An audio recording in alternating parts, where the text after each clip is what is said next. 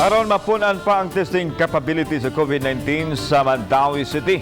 Bubukas sila og bagong testing center aron mas sayon madangpan sa katawhan. Ano ang report ni Nico Serino? Gihanay na sa Mandaue City Hall ang preparasyon sa pagbukas og bag-ong COVID-19 testing center. Gikonsidera nga lokasyon sa syudad ang San Roque Parish Gym nga nahimutang sa barangay Subangdaku.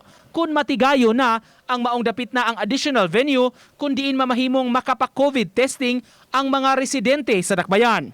Within siguro mga 2 weeks, ma-finalize na yun nato dito. Sa nakalainan lang nato dito sa Subangdaku nato nga testing area is pwede na yun dito ang walk-in.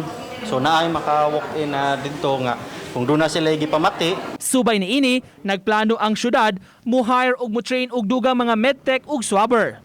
Aron sila na unya ang mukuha sa mga sample gikan sa mga mulupyo nga mo-avail sa testing. 30 ka swabbers ang target sa Mandaue sa paghapsay sa ilang operasyon sa testing center. Kani nga setup doon na pud tay kaning sa telemedicine dito no, na sila makatubang nga doktor through telemedicine.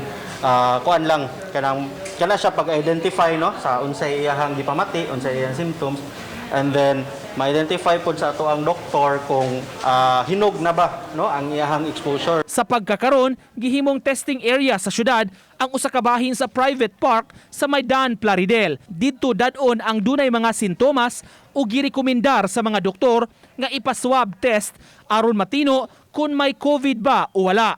Ang maong park gitrabaho karon isip bag-ong isolation facility sa Dakbayan. Apan ipabilin ang area sa ilang stage nga maoy testing center. Uban ni June Solon, Nico Sereno, Balitang Bisdak.